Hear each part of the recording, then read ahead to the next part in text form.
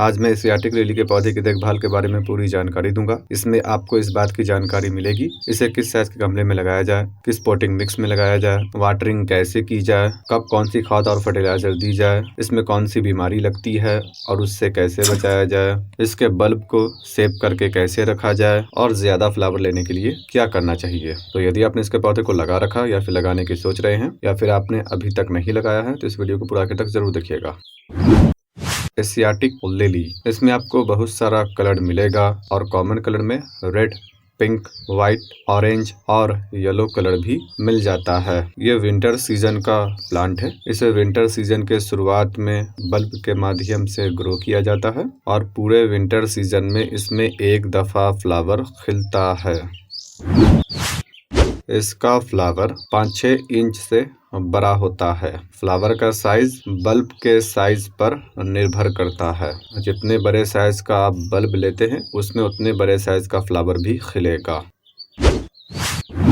इसके पौधे को बल्ब के माध्यम से ग्रो किया जाता है। हालांकि इसे सीड्स से भी ग्रो किया जा सकता है, लेकिन उन जगहों पर जहां पूरे साल भर ठंड रहती हो। यदि आपके शहर में गर्मी बरसात का मौसम भी आता है तब इसे सीड्स के माध्यम से ग्रो करना मुश्किल है। पौधा तो ग्रो हो जाएगा लेकिन उसमें फ्लावर खिलने में बहुत ज्यादा समय लगेगा और जिस सीजन में आप इसकी सीडलिंग कर रहे हैं उस सीजन में इसमें फ्लावर तो खिलेगा ही नहीं। तो इसे बल्ब से ग्रो किया जाता है। बल्ब को खरीदने में इस बात का ख्याल रखिए कि बल्ब का साइज बड़ा हो। जितने बड़े साइज का बल्ब आप खरीद सकते हैं आपको खरीद लेना चाहिए। बड़े साइज का बल्ब होगा तो फ्लावर का साइज भी बड़ा होगा और फ्लावर भी अधिक संख्या में खिलेगा। इसके बल्ब को जहां पर विंटर सीजन की शुरुआत पहले होती है वहां पर सितंबर अक्टूबर में लगाया जाता है और जहां पर थोड़ी बाद में होती है वहां पर अक्टूबर नवंबर में लगाया जाता है। जब इसे आप बड़े साइज के बल्ब से लगाते हैं और पौधे की ग्रोथ होती है तो जब उसकी ग्रोथ 3-4 इंच तक हो जाती है तो उसमें आपको कलियां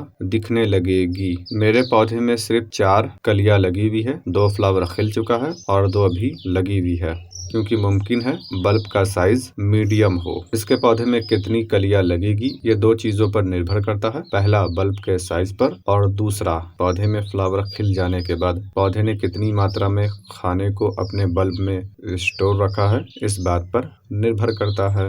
इसके बल्ब को एक दफा खरीद लेने के बाद आप इसे आसानी से स्टोर करके रख सकते हैं, जो मैं आपको आगे बताऊंगा कि किस तरीके से स्टोर करना है।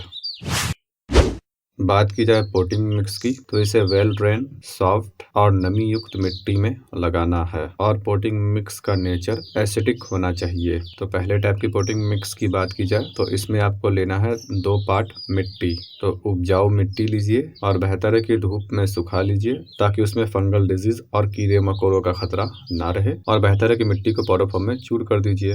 1 पार्ट कंपोस्ट लेना है। किसी भी टाइप की कंपोस्ट को ले सकते हैं, vermi compost, cow dung compost, got manure को भी ले सकते हैं। कंपोस्ट फुल डिकम्पोज होना चाहिए। आधा पार्ट लीफ कंपोस्ट लेना है, यानी कि पत्तों की कंपोस्ट। आधा पार्ट सैंड, रिवर सैंड भी ले सकते हैं और कंस्ट्रक्शन सैंड भी ले सकते हैं। इसके अलावा इसमें 50 ग्राम नीम केक, 50 ग्राम बॉन मील अगर आप लेना चाहें तो ले सकते हैं। यदि आप बॉन मील नहीं लेना चाहें तो छोड़ भी सकते हैं। और 8 इंच के गमले में 2 ग्राम फंगिसाइड। दूसरे टाइप के पोटिंग मिक्स की बात की जाए तो इसमें आपको लेना है 33% मिट्टी, 33% कोकोपीट और 33% कंपोस्ट और साथ में 50 ग्राम नीम केक, 50 ग्राम बॉन मील अगर आप लेना चाहें तो, और 8 इंच के गमले में 2 ग्राम फंगिसाइड। बात की जाए पोट साइज की तो इसके एक बल्ब को 7 से 8 इंच के गमले में लगाना चाहिए। अगर आप जमीन में लगाना चाहते हैं तो 2 बल्ब में जो दूरी होगी वो एक बल्ब के डायमीटर से 3 गुना ज्यादा, यानी कि बल्ब का डायमीटर 3 इंच है तो 2 पौधों को 7 इंच से लेकर 9 इंच की दूरी पर लगा देना है। 12 इंच के गमले में आप 3 पौधों को लगा सकते हैं। बस ख्याल रखना है गमले की दीवार और बल्ब के बीच में 2 इंच का गैप रखना है। यदि आप इसे बल्ब के माध्यम से ग्रो करना चाहते हैं तो बल्ब को इसी 2 टाइप की पोटिंग मिक्स में से किसी एक पोटिंग मिक्स में लगा लेना है और बल्ब की जितनी ऊंचाई हो उतना ही उसे मिट्टी में धसा देना है। यानी कि बल्ब 2 इंच का है तो उसे 1.5 से 2 इंच धसा कर लगाना है। बल्ब को लगाने के बाद पानी का ख्याल रखना है। बिल्कुल हल्की हल्की सी नमी रखना है। ज्यादा पानी देने से बल्ब अंदर ही अंदर सड़ गल कर खत्म हो जाएगा।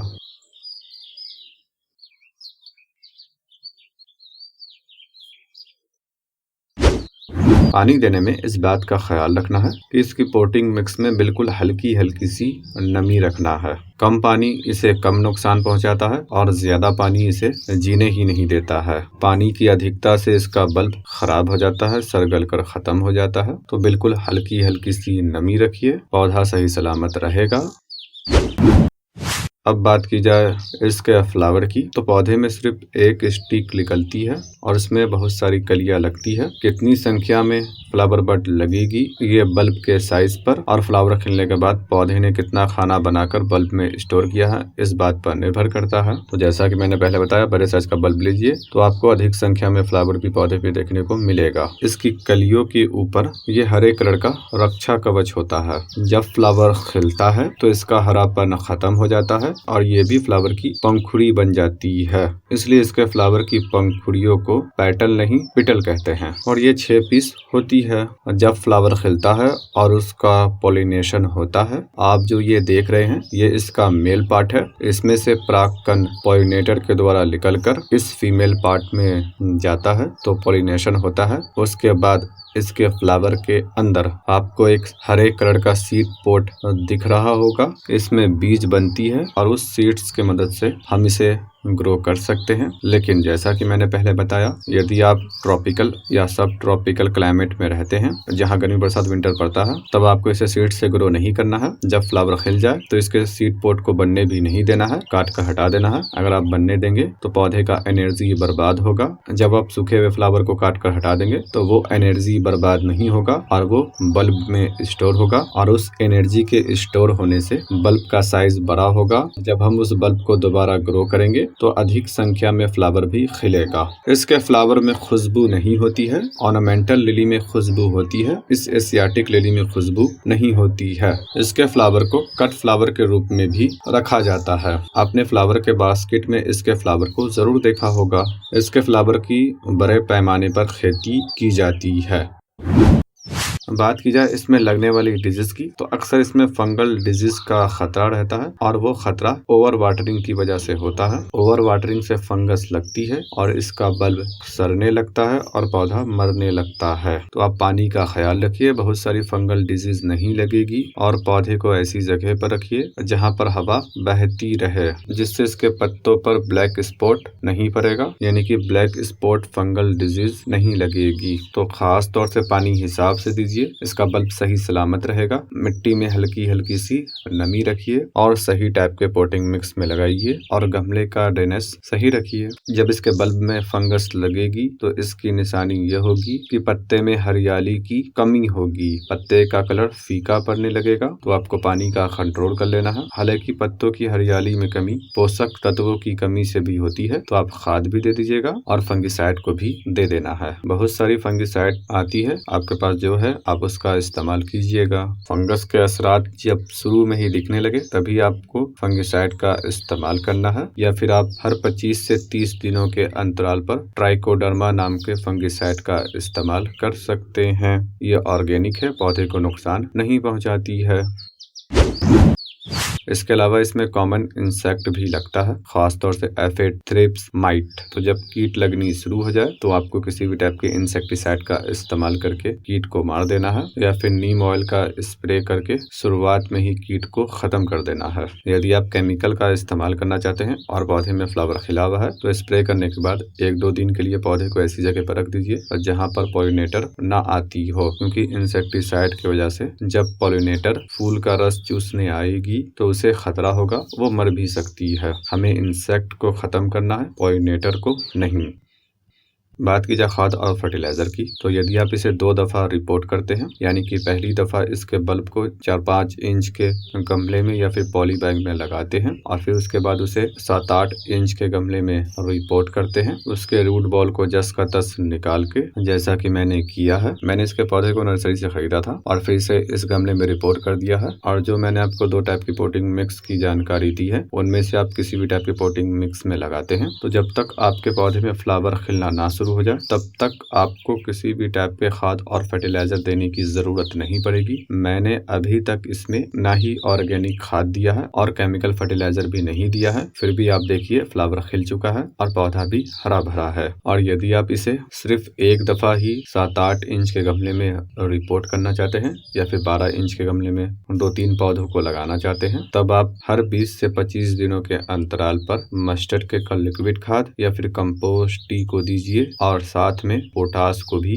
दीजिए। और जब पौधा छोटा हो तब आपको उसमें DAP को भी दे देना है। 8 इंच के गमले में 50 ग्राम कंपोस्ट, 1 ग्राम DAP और 1 ग्राम पोटास लेना है। अगर पूरी तरीके से ऑर्गेनिक करना चाहते हैं तो 50 ग्राम कंपोस्ट, 100 ml बनाना पील या फिर केले के छिलके को धूप में सुखाकर उसका पाउडर बनाने के बाद 10 ग्राम ले सकते हैं और इसके साथ ही साथ 10 ग्राम बोन मील या फिर रॉक फॉस्फेट को ले लेना है। 20 से 25 दिनों के अंतराल पर आपको देते जाना है, बाकी कुछ देने की जरूरत नहीं पड़ेगी। इसके पौधे को फुल डे की सनलाइट में रखना है, ऐसी जगह पर रखना है जहां पर विंटर सीजन की पूरी धूप पड़ती हो। हाँ, जब पौधे में फ्लावर खिल जाए तब यदि आप रूम के अंदर भी रखना चाहे तो आप इसे इंडोर रख सकते हैं। जब तक फ्लावर नहीं खिला हुआ हो तब तक इसे फुल डे की धूप में रखना है। जब पौधे का सभी फ्लावर खिलकर सूख जाए तो हर एक फ्लावर को काट कर हटा देना है और पूरे फ्लावर के 1-2 पत्ते के नीचे से काट कर हटा देना है और पौधे को धूप में ही रखना है और खाद फर्टिलाइजर देते रहना है। दोबारा पौधे में फ्लावर तो नहीं खिलेगा, लेकिन पौधा खाना बनाएगा और अपने बल्ब में स्टोर करेगा। फिर धीरे धीरे पौधे का पत्ता कुदरती तौर पर पीला पड़कर गिरने लगेगा और पौधा सूखने लगेगा। तो जब पौधा सूख जाए तो इसके बल्ब को निकाल लेना है। देखिए, जैसे कि ये फुटबॉल लिली का बल्ब है, ये समर सीजन का फ्लावर प्लांट है। इसका पौधा सूख चुका है और बल्ब सही सलामत है। तो इसी तरीके से एशियाटिक लिली के साथ भी होगा, पौधा सूख जाएगा, नीचे बल्ब सही सलामत रहेगा। यदि आप चाहें तो सीधा गमले के साथ ही इसके बल्ब को सेव करके रख सकते हैं। आपको पानी नहीं देना है। सितंबर-अक्टूबर में बल्ब में दोबारा स्प्राउट शुरू हो जाएगी, लेकिन ख्याल रखिएगा पानी ना देने का मतलब ये नहीं कि बिल्कुल नहीं देना है, बल्कि गर्मी के दिनों में बल्ब के आसपास 1-2 इंच तक हल्की हल्की सी नमी रखना है। और इसके अलावा इसके बल्ब को सेव करके रखने का दूसरा तरीका है जो मैं आपको इस फुटबॉल लिली के बल्ब के साथ करके दिखलाता हूँ। तो पौधे को इसमें से निकाल देना है और इसमें जो भी पोटिंग मिक्स है उसे बाहर कर देना है और इसके जड़ को नहीं काटना है, बल्कि किसी छायादार जगह पर एशियाटिक लिली के बल्ब को रख देना है और जड़ को सूखने देना है। जब जड़ सूख जाए तो बल्ब में लकड़ी की या फिर पत्ते की या फिर गोईठे की राख को लपेट देना है और अगर ना हो फंगिसाइड के घोल में डुबोकर बल्ब को निकाल देना है और फिर उसे छाया में सुखा देना है और पेपर में लपेटकर बल्ब को रखना है। ऐसी जगह पर रखना है जहां पर ठंडा रहता हो और बरसात के दिनों में ह्यूमिडिटी ना रहती हो, यानी कि ठंडी और सूखी जगह पर रखना है। अप्रैल-मई में इसके बल्ब को सेव किया जाता है। उस टाइम मैं आपको इसका वीडियो प्रैक्टिकल करके दूंगा। उम्मीद है आपको ये जानकारी पसंद आई होगी।